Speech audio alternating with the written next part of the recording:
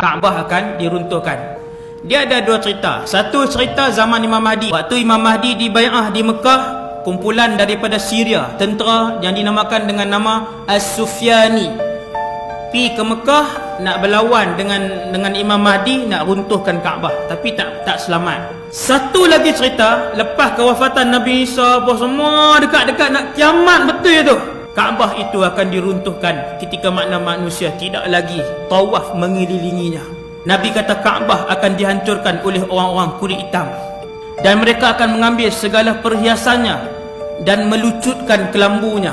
Tuan-tuan, Nabi nampak mana ni? Tuan-tuan baca hadis ni, riwayat Ahmad ni.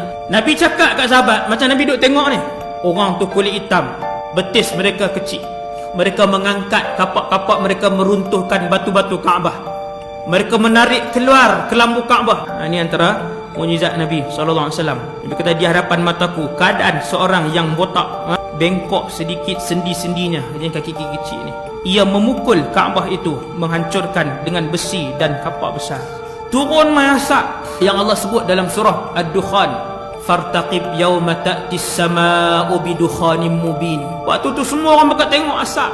Manusia jadi takut apabila melihat asap tebal yang turun menggelapkan muka bumi ketika tu. Hadza azabun alim, kata manusia, orang ramai ketika tu, ini mesti azab dan sengsara yang pedih. Sungguh berguling-guling merasakan kesakitan apabila asap itu kena pada tubuh orang-orang yang kafir. Bila kena kat orang beriman, Nabi kata orang beriman dia jadi batuk, sesema sikit-sikit je. Orang-orang yang kafir berguling-guling, mereka meraung kesakitan. Ya Allah, angkatlah azab pedih ni, kami semua telah pun beriman. Adakah taubat diterima ketika tu? Pintu taubat dah tutup. Dalam keadaan suasana kalut macam tu, antara yang berlaku juga adalah gempa bumi. 3 gempa bumi tu dia bergegang ni, satu di timur, satu di barat, satu di semenanjung Arab. Dia berlaku gegaran gempa bumi yang kuat. Ni manusia duk kalut ni, dah kalut teruk dah. Ketika tu Quran diangkat, Kaabah diruntuhkan, tidak ada laungan azan di atas muka bumi Allah ni. Orang yang Islam, minoriti yang ada ketika tu, semayang sendiri-sendiri macam tu je. Di banyak tempat bila sebut Allah, Allah, orang kata apa dia tu? Tak tahu. Dulu nenek moyang kami sebut perkataan ni. Kemudian keluar angin yang sejuk daripada Yaman. Ini kemuncak. Hadis ni riwayat Imam Muslim. Anginnya akan pusing seluruh muka bumi Allah apabila angin ini kena pada orang beriman, yang walaupun imannya ketika itu hanyalah sebesar zarrah. Dia reti sebut la ilaha illallah Muhammadur Rasulullah, tapi dia tak tahu apa dia.